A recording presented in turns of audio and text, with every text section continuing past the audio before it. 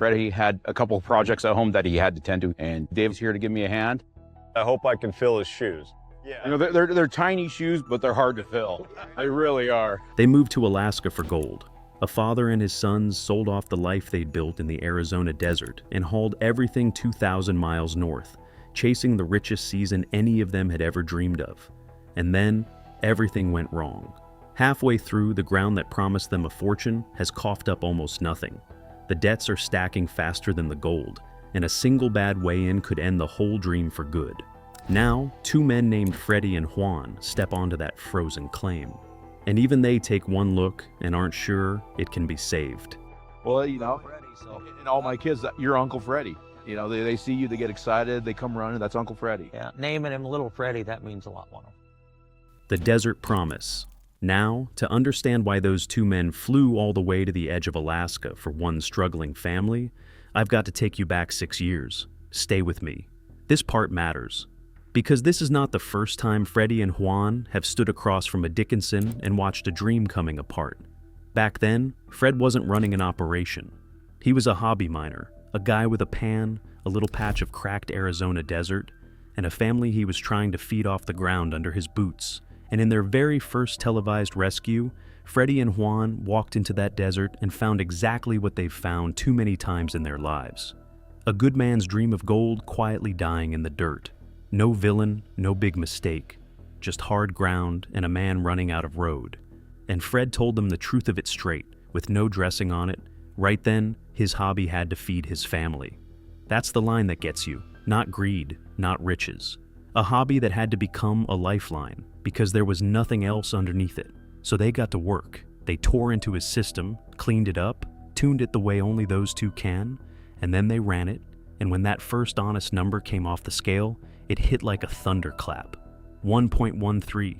For a man scraping by on flakes and specks, 1.13 was everything. The kind of number that doesn't just change a season, it changes what you let yourself believe is possible. You could see it land on Fred's face. And here's what I want you to hold on to, because it's the hidden cost of every rescue. It doesn't just save the season you're standing in, it hands you the nerve to gamble on the next one. Freddy and Juan took Fred from a hobby miner to a professional, and for a couple of years, the desert actually paid him back. And that's exactly when Fred Dickinson started dreaming bigger than Arizona could ever hold. After Freddy and Juan visited us, we were in a really good place. North to Alaska. So he made the call most miners only ever whisper about late at night. He looked at his sons, looked at his equipment, looked at the hard ceiling the desert was always going to put over him. And he moved the whole thing to Alaska. The way Fred tells it, that decision to move from Arizona to Alaska was all about expanding the operation. About him and the boys being able to build something that could support all of them. On paper, it's the dream. Bigger ground, bigger plant, bigger gold. The kind of leap that turns a good year into a legacy. And when Freddy and Juan roll back in to see them, everything has grown. The boys have grown, the plant's grown, the equipment's grown. The bills have grown too, and everybody manages to laugh about that part. But here's the thing, nobody's really laughing about underneath it. Growth cuts both ways, every single time. Everything bigger up here is more expensive, more complicated, more unforgiving. Bigger plant, bigger fuel, bigger repairs, and yeah, bigger debt. Down in Arizona, a bad week cost him a little. Up here, a bad week can cost him everything, and Fred knows it. He can't hide it. He won't even try to lie about it, and you can hear exactly what the admission costs him. They're struggling. The Alaskan ground is nothing like Arizona. Every instinct he sharpened over years in the desert, the way he read the dirt, the way he ran his water. None of it translates clean up here. Getting the material to the plant, getting it run through the plant, he flatly calls it a logistical nightmare. He admits plainly that he's out of his depth. And coming from a proud man, on camera, that's not a small thing to say. And then he says, the thing that tells you exactly who this man is. He's not out here because it's fun and games. He enjoys mining, sure. But he's out here to build something for his family. That's the whole story crushed into one sentence. A father who bet his son's future on this ground, and right now, today, the ground is winning. And before I show you just how deep that hole goes, because the numbers Fred's about to put on the table are worse than anyone walking in expected, let me ask you something. If you've ever respected a man who refuses to quit on the people counting on him, hit subscribe right now. That's the whole reason this channel exists. Families like this one, odds like these, and the rare few who actually show up when it all falls apart. Get subscribed and come back up the mountain with me. The ground in Alaska is nothing like the ground. Lean ground. So they sit Fred down and ask him the only question that matters. What was the goal going into this season? He doesn't flinch. 200 ounces originally. Then comes a pause. The kind where a man recalculates his whole life out loud, and the harder truth. Now, he'd be lucky to hit 100, 200, cut to 100 before anyone's even touched the plant. But that's not the number that drops your stomach. Watch what happens when they ask how he's actually doing this year. 22 ounces so far, halfway through the season, 22. Sit in that with me for a second.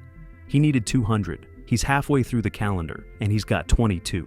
Do the math the way Fred's been doing it every night. At that pace, he won't reach half of a goal that was already cut in half. This isn't a slow season. This isn't a rough patch you grind through. This is a free fall, and the ground is rushing up fast. And it's worse than that, because not even every ounce he does pull is actually his to keep. Fred doesn't own this ground. He leases it from a family called the Podvins, and every single cleanup, they take their cut right off the top. That cut is always painful, Fred admits, but the Podvins support him, and he means it. Every time the Dickinsons break down, and up here, in this ground, they break down constantly. The Podvins are out in the mud pulling them out, keeping the whole fragile thing alive. It's a real partnership, and Fred's grateful for it, but a partnership still has a price. And that price comes straight out of the same gold Fred's already desperate to hold on to. So, Freddy and Juan go look at the ground itself. Forget the talk, forget the goals written on paper. They want to see with their own eyes exactly what Fred is working with. They pull a sample, wash it down, and look hard at what's sitting in the bottom of the pan.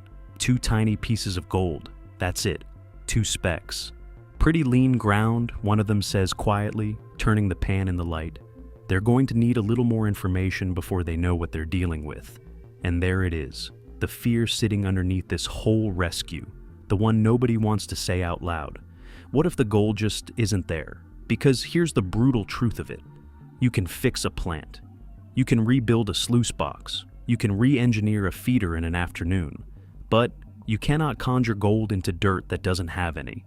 And until these 2 men know which one they're dealing with, bad equipment or dead ground, they don't actually know if this family can be saved at all. I enjoy mining, but I'm out here to build something for my family. The progressive plant. To find out, they've got to understand how Fred runs.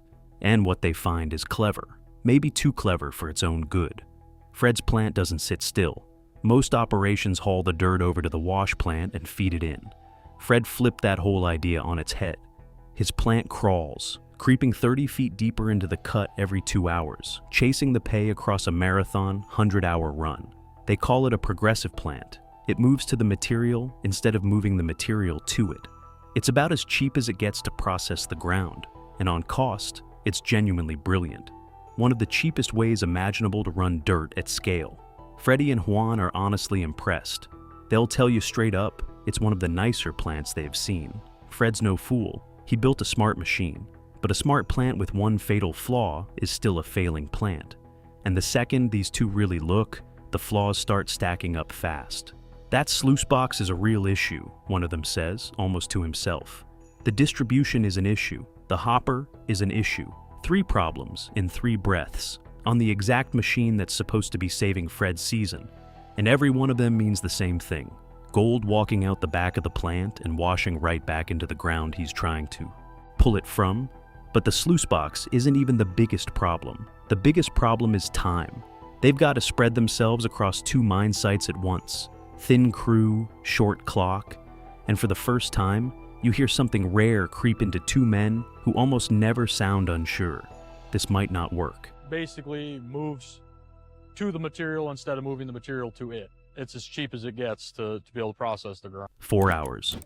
Before they commit to anything, they need proof. So they have Fred run a test.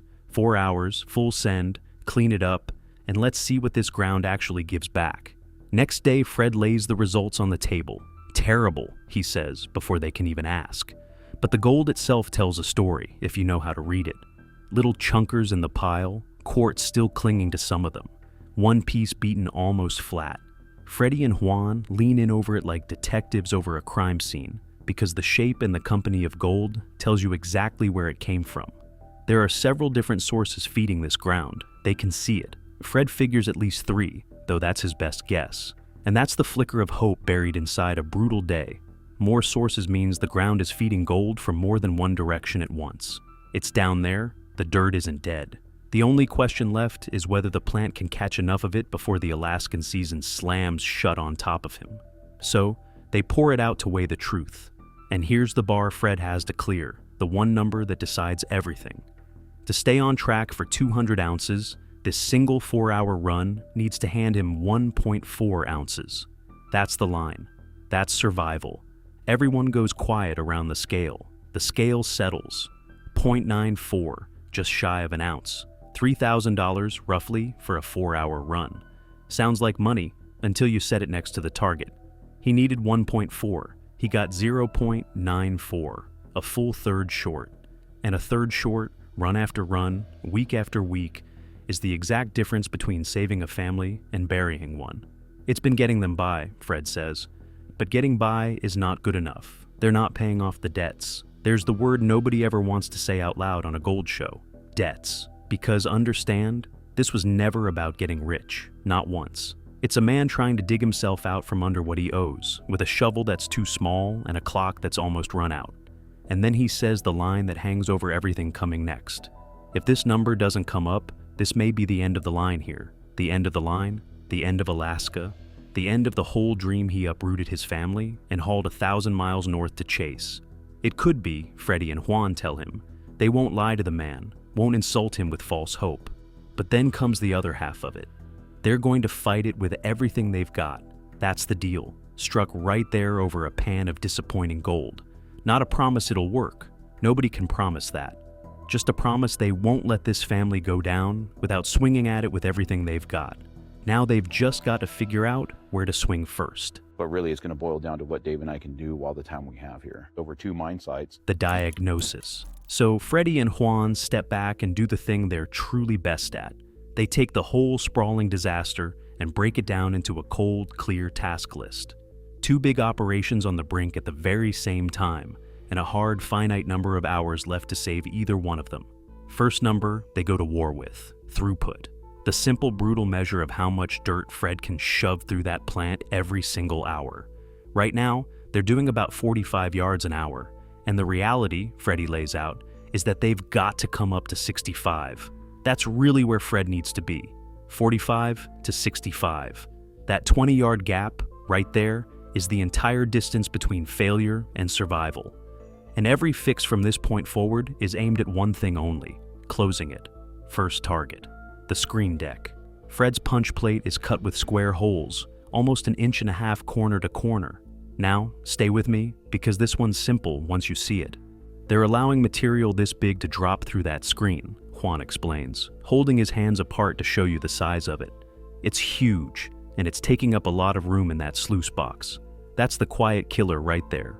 Big rocks crowding down into the box, hogging the exact space and water the gold needs to settle and stay put. So the fix, cut a whole new plate, every hole round instead of square, every single one, exactly 1 inch, tapered the right way. Round holes don't grab and hold rocks like hard square corners do. Smaller material, cleaner box, more gold caught instead of lost. Second target, the eccentric, the spinning weight that shakes the whole deck. Add more weight, Freddy reasons it out, and it'll make the throw a bigger stroke. Bigger stroke means a more violent shake. A more violent shake kicks the rocks up and drives more material through the plant. More material is more yards an hour, and more yards an hour is the whole ball game. But every fix breeds a new problem, and these two see it coming before it lands. More material means more of it slamming down one side of the sluice. So they'll have to even the feedback out, force it to distribute equally across both boxes instead of drowning one side and starving the other. It's a chain. Every single link depends on the one before it. Fix the plate and you earn the right to add the weight. Add the weight, and now you've got to balance the feed. One piece, then the next, then the next. and they've got to land every single one of them. First try, no second chances, with the whole Alaskan season closing in on top of them. Dave came up with the idea, we're going to add a little more weight to your eccentric as well. 2 mine sites. And here's the part that turns one hard rescue into something that brushes right up against impossible. Because Fred isn't the only one they're trying to save up here. There's the Podvins plant too, the very same family Fred leases his ground from. And Freddy and Juan can't just shut everything down and work one clean problem at a time. The gold doesn't wait. The Podvins don't stop. The problem, Freddy explains, is that they're having to do Fred's plant and the Podvins plant at the same time. And the Podvins don't want to shut their plant down.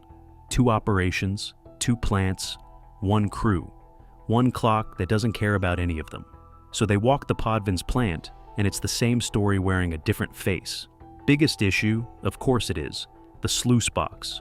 The distribution box comes off the bottom pan and dumps all that material onto one single side. Same flaw, same gold gone, same money washing away. What Juan wants to see is that material distributed equally across the whole box, instead of favoring that one side. Spread it out. Add 4 runs, balance the load, then the feeder. It's fogging up, spilling material out the sides, choking on its own throughput. Juan finds the culprit fast, a hard angle where the material comes in, gets stopped up, and just won't flow on into the trommel the way it should. The fix is surgical. Cut some angled plates to divert it, soften that drastic corner, let it feed clean and smooth. Good work. The right work.